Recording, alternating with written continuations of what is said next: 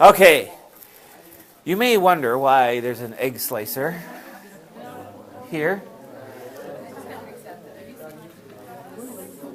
But it will all make sense. It will all make sense someday. Plus, you'll notice that I have a lot of props, as one would say, up here, and that's to try to get the point across that of what we're going to do today. Take a look at the back board. That should be in your notebook. Now, we are going to do what's called the disk method. And the goal is simple, and that is to find the volume of a solid of revolution using the disk method. Okay?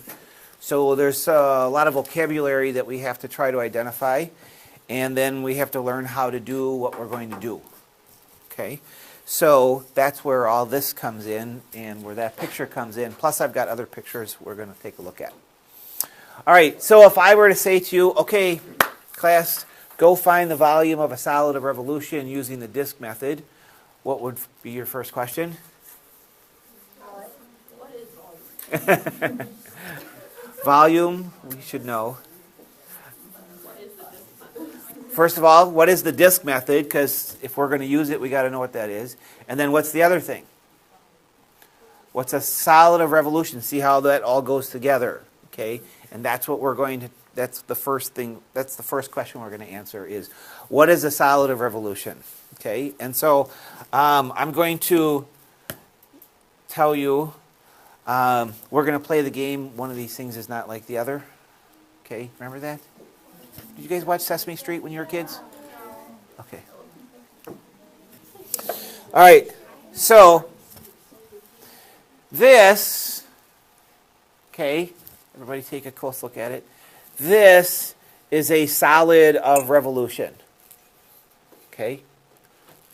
This is a solid of revolution. Now what I want you to imagine is that this is actually full of like it's solid inside here, like it's a glass, okay? Like it's filled with something completely. None of my examples here are completely filled, okay? This is a solid of revolution, okay? This is not a solid of revolution, okay?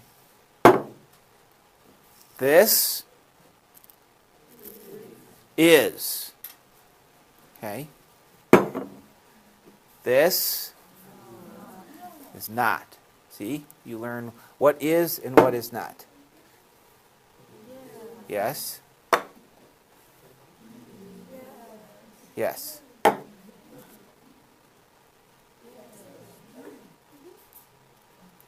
Yes. Okay? All right. So, with just doing that, tell me what a solid of revolution is. How can you tell that these are not? What's the attribute that makes these a yes and those a no?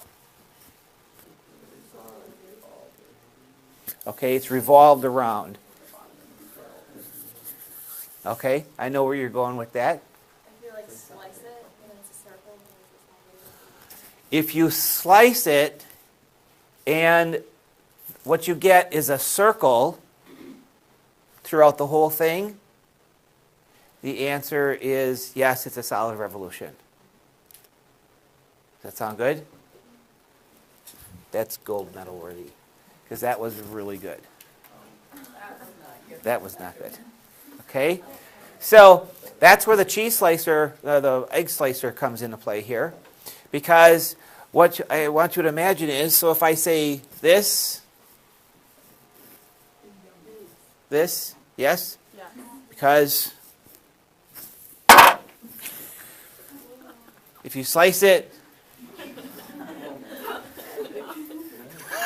You should have just threw it across the box. this is what you get. And every single slice, for this particular one, every slice, which is each of these little discs, are exactly the same size. Okay? But can you imagine, now you have to use your imagination, having an egg slicer that could slice this, okay? And if I did that, then I held all of the pieces out and I laid them out. Can you imagine them looking like this, but they'd all be different sizes? Okay? Okay, so if we have that concept down, then that means that we have a solid, we know what a solid of revolution is. Okay, so that's the first thing. So we're going to be finding the volumes of these things. But they're all weird shapes. Okay, how the heck can you find the volumes? Okay, well, let's take a look at it. This, by the way, sliced vegetables. You're making solids of revolution. When you do slicing, you're using the disc method, okay? Because you're creating discs if you ever slice up, say, like a cucumber or a tomato or something like that, okay? Now, what we're going to do is make sure we understand what a disc is, okay? A disc is a really flat cylinder, right? It's a really flat cylinder. It's a cylinder like this, okay? This is technically a disc, okay? But it's a bad example of a disc because it's really tall. What we're going to think about is super thin ones like this, okay? That's the difference, okay? All the discs that we're going to do are like this, okay? So before we go anywhere with this, we're going to need to know the volume of one disk. Okay, volume of one disk. So if I have a disk, okay, and looks like this, okay, there's my disk, just like that. The question is, what is the volume of one disk? Okay, of this thing right here. What do we need in order to find the volume? Radius would help. Okay, so let's pretend we have a radius called r. And the height, which is this guy right here, okay, we'll call that. Okay, and who remembers what the formula for a cylinder is? Pi r squared h. Pi r squared h. Okay. Now that's actually a really super clever formula, and the reason why it's super clever is because a cylinder is actually a series of disks that are stacked up. It's exactly like this thing right here. Okay, just like this. And if you say to yourself, what's the volume of the cylinder? Well, why don't you just find the volume of one of these, and then you multiply by how many you have. You know what I mean? That works. And then if you want to be completely accurate, you slice them so thin that the top one doesn't have any width. In other words, it's just a circle. It's just a circle. Pi r squared is the circle, that's the top. Multiplied by the height, it actually gives you the volume of the cylinder. Isn't that cool? Okay. We're going to use that concept right there, the pi r squared h, to do the disk method. Okay. Now, what we're going to do is I want you to take out this worksheet, which is our practice sheet, and we're going to just draw a couple of things. So find this practice sketching thingy.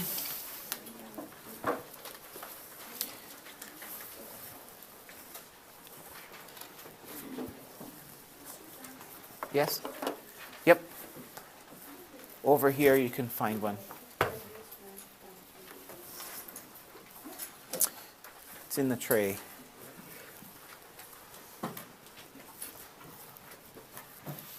All right, so we're not going to find the volume of any of these. We're just going to see how we draw it. And I'm going to be using the idea that Ryan brought up here to begin with. So we're going to start off really easy. And we're going to say, let's start off with a horizontal line. Okay, a horizontal line.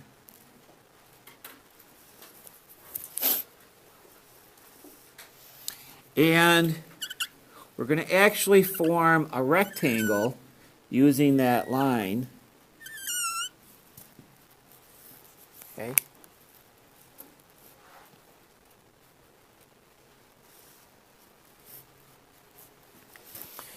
And now what we're going to do is we're going to revolve that area about the x-axis. Okay?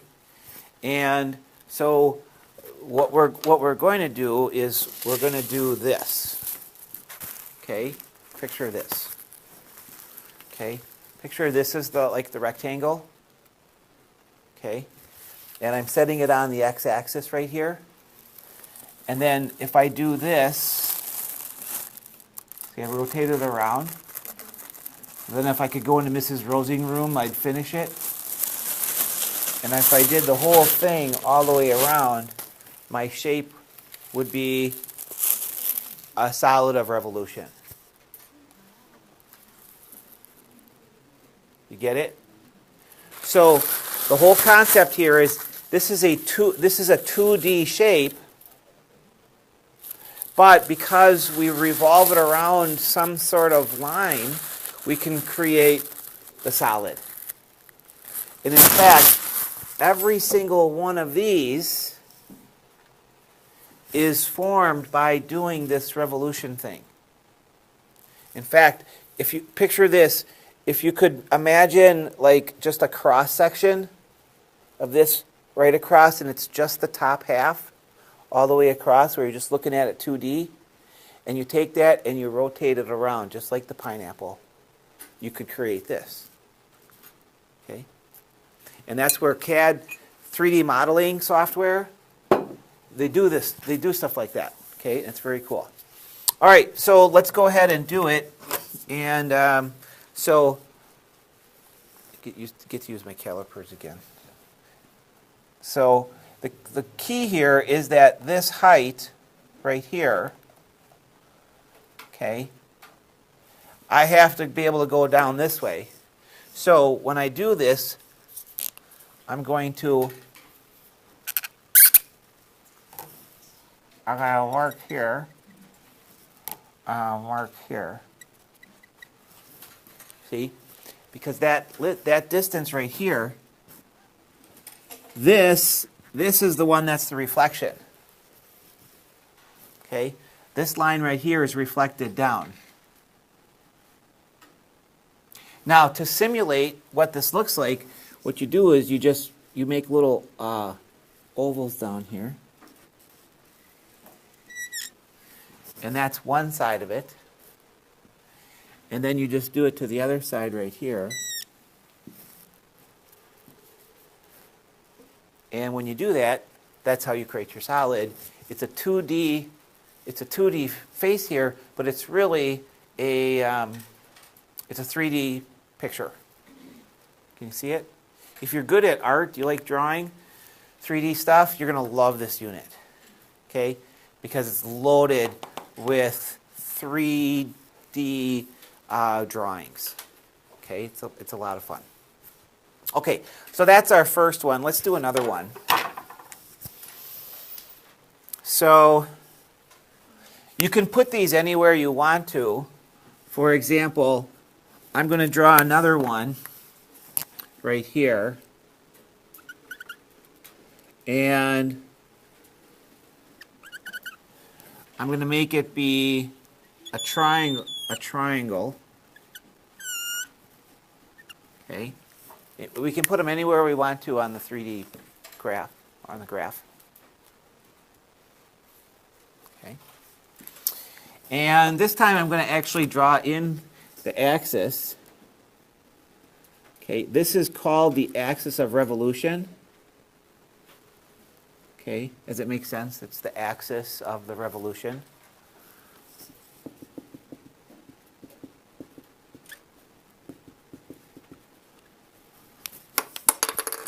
And so it's a triangle. So when I revolve the triangle, what am I going to get?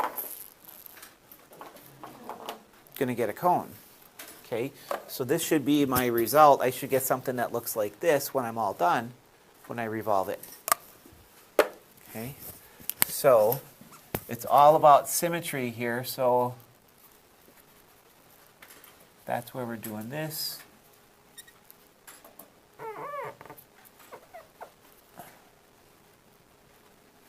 And then you can make the opening, and you get that. Make sense? So then, I mean, if you look closely, if you just kind of stare at it, you can see the solid and where it is. Okay. Now, we're just doing the disk method right now, so these are the kinds of shapes that we can have, and we can have any sort of one. Let's do maybe one more. Let's make this one a little bit funky. So I'm going to do one more over here. Okay. So with this one, let's make it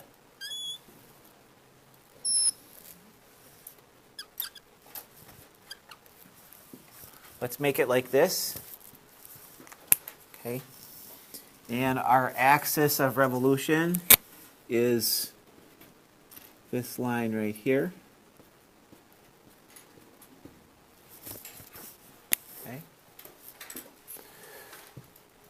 All right, so if you make it funky like that, then you have to imagine it being revolved around, so it's got to be symmetrical. So this might be a little bit harder to do.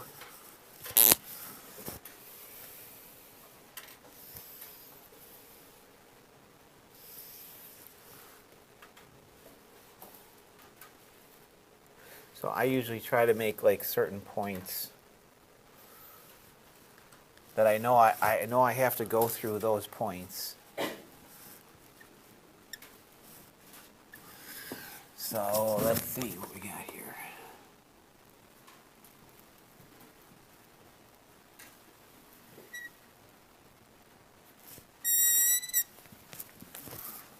Okay, something along that line.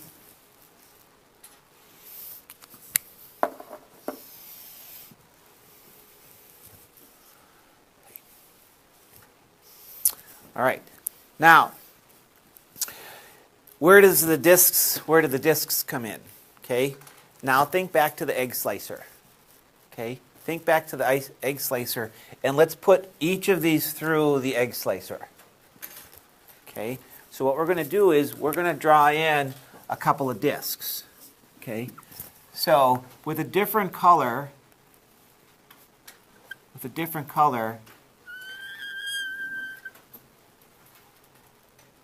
we're going to draw in a disc. Okay? So you can see this would be like the front half that we could see. The other half we cannot see. So we have to make it a hidden line.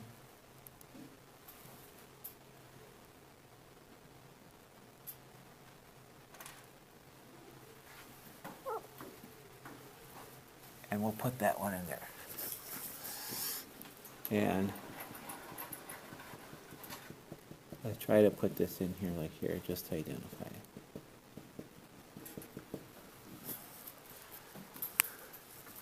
This is what we call a representative disk, which is one of the slices of the diagram. Can you see it? It's like one of these guys in here. Now the thing about a cylinder is that all the disks are exactly the same size, right?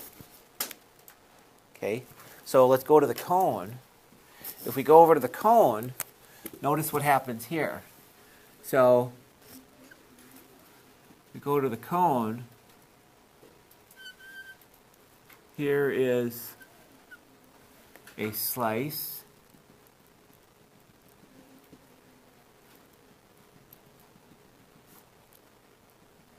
Okay.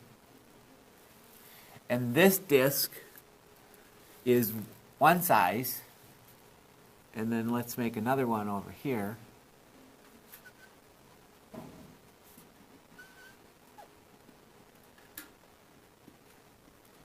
And this disk is a different size.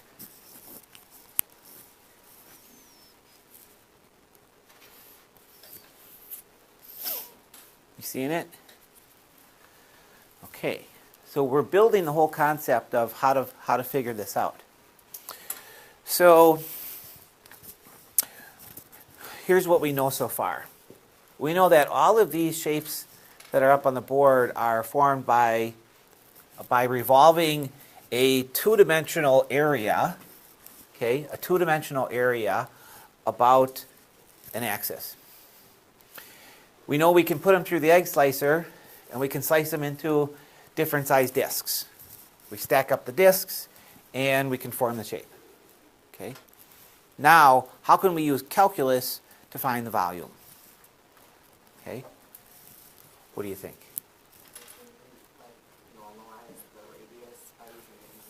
Okay. In other words, she's saying, can't we take this triangle and couldn't you find like the average width for the disk and use that to figure out the volume because you could actually put everything in terms of a cylinder. Like you could melt it into a cylinder. See what she's saying? Okay, that's a valid argument. Okay, we're not going to do it that way. Okay. I wish we had some kind of tool that was like a really good accumulator, like a great accumulator.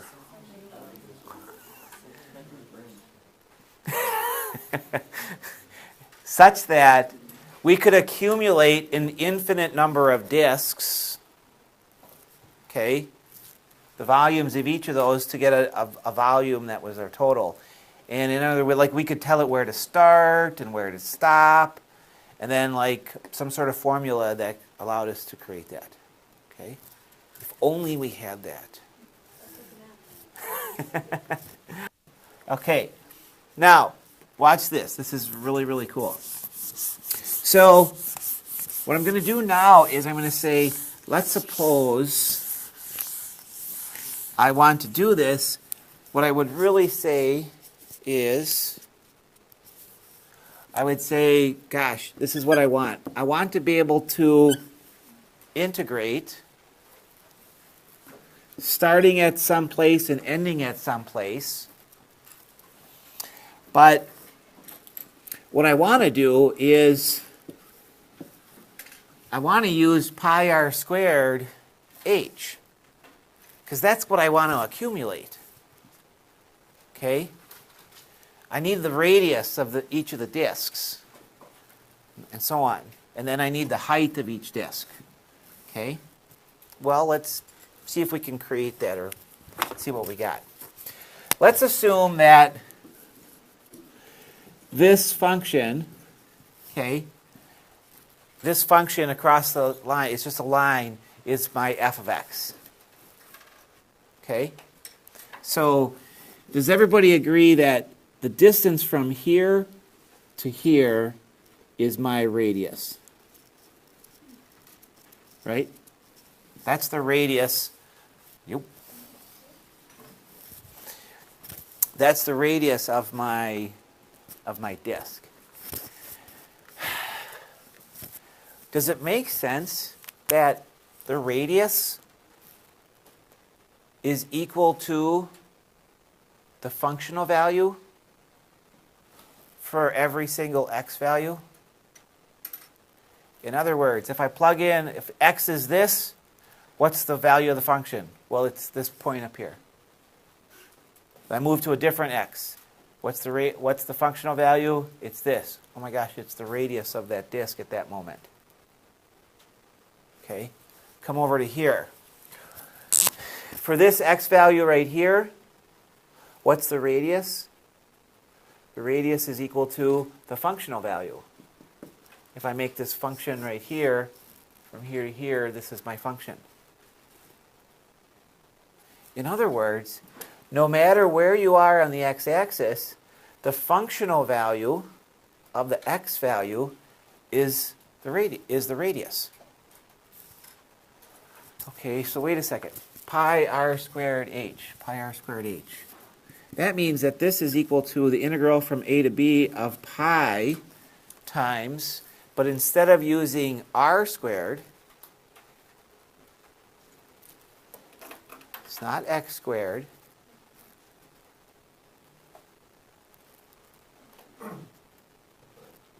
F of x squared.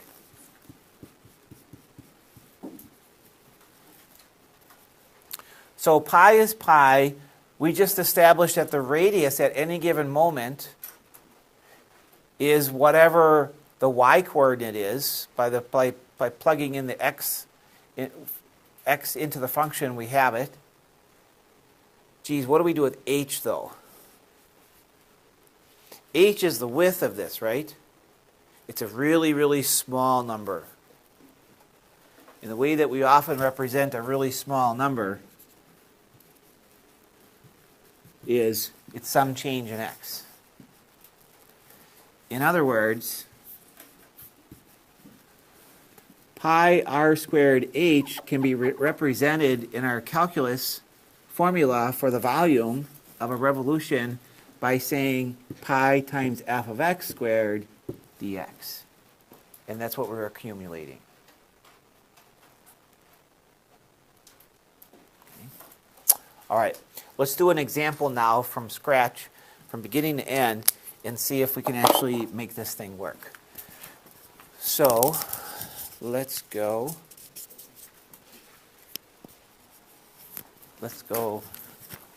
Maybe go into your notebook.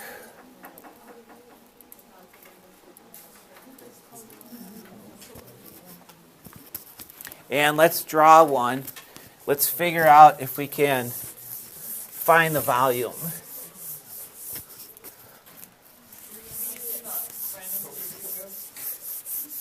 The random what? No. No, that one was just fun for drawing. Okay, so here are the directions. Consider the area bounded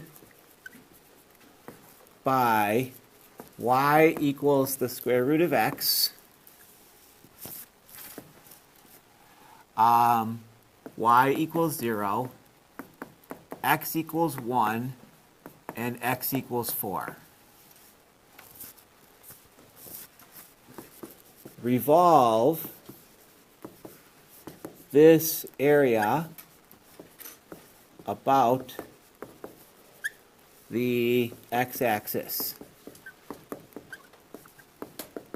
Find the volume of the solid that is generated.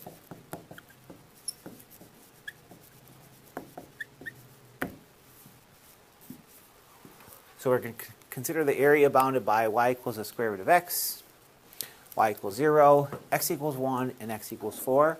And we're going to revolve this area about the x-axis. And then find the volume of the solid.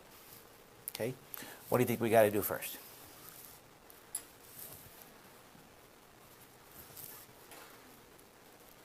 When in doubt, sketch it out. Okay, so let's draw the picture. Okay. So 1, 2, 3, 4.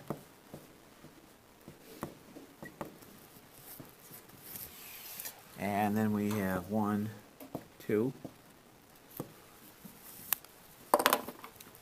So y equals the square root of x. So we're going to draw that one, and we're going to try to be pretty accurate on this one. So there to there, that's y equals the square root of x.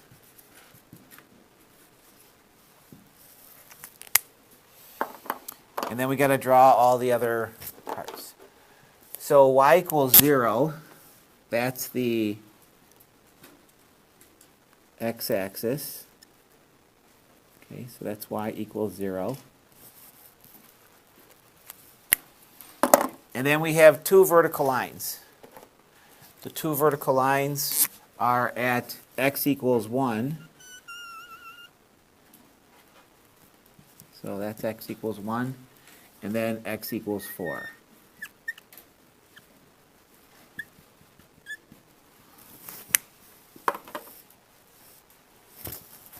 So this gives us a region. Okay. So you can shade your region, lightly shade the region.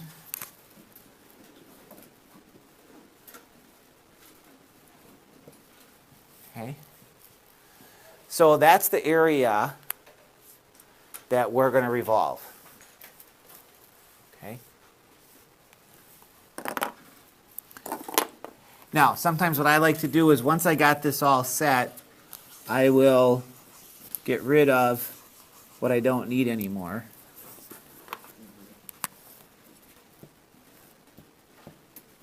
That way the graph is less cluttered and it's easier to see.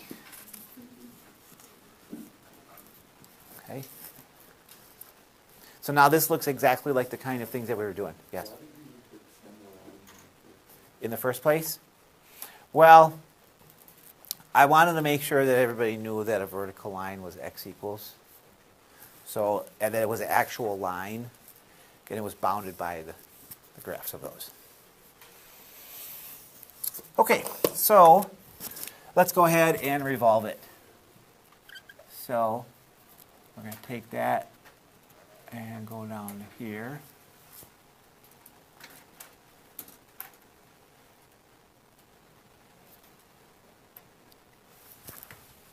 And we've got that.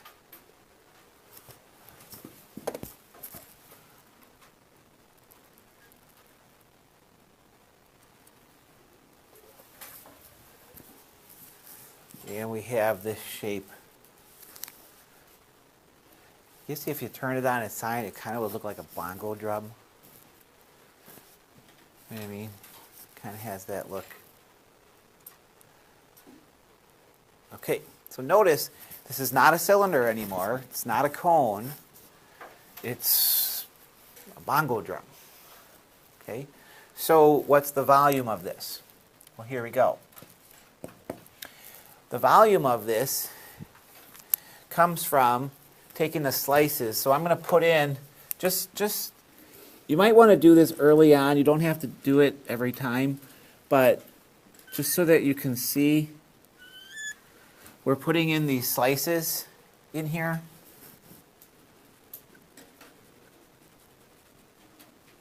And the slices come from simply picking an x value and then putting your slice in.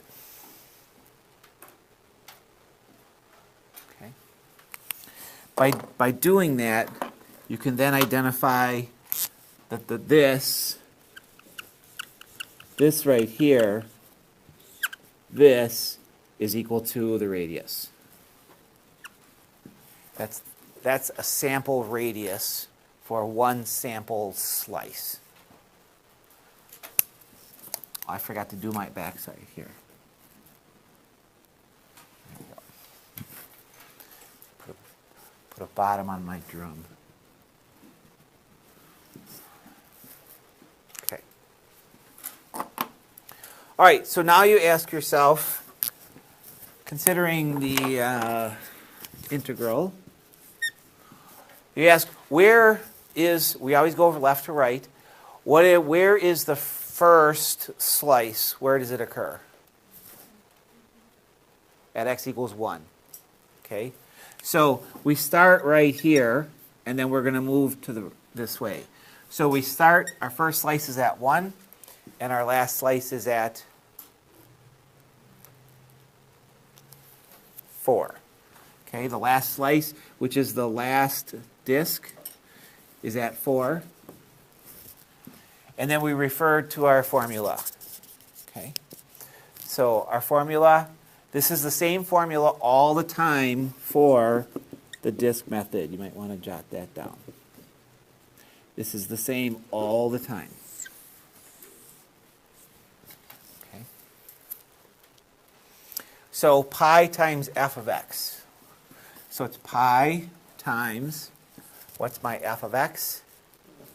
The square root of x, quantity squared, dx. Okay. All right, now we can do this by hand because it's actually a very easy one, or we can do it by our calculator, and we can get an answer. As long as this one's an easy one, let's just do it.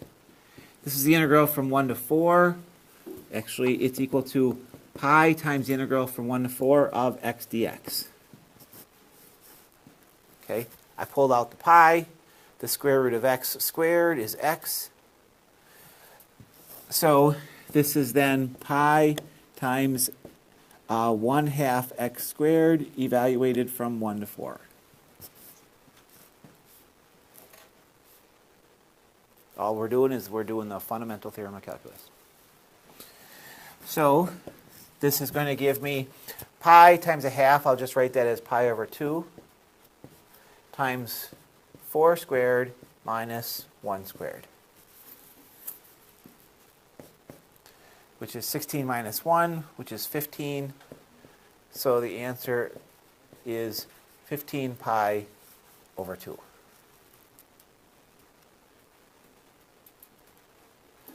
This is the volume based upon the units here for what we get for the answer to that. Okay, let's just double check it. Pull out your calculator, crank out that integral using your calculator.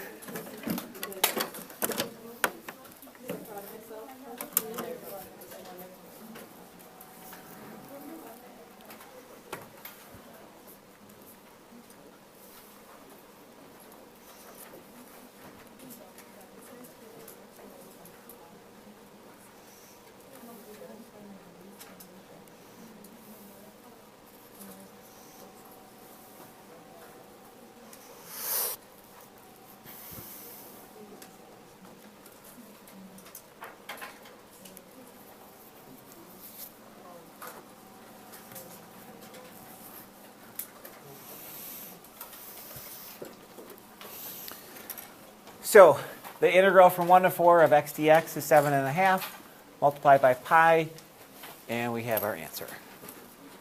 Okay, this is the disk method for finding a solid of revolution. So you can actually start working on that new assignment. For you'll be able to do some of them, but not all of them, because we're going to spend a couple more days on this. And the next thing is the washer method. All right, but your other homework assignment is due on Monday, the area between two curves. So make sure you do that. And that is it.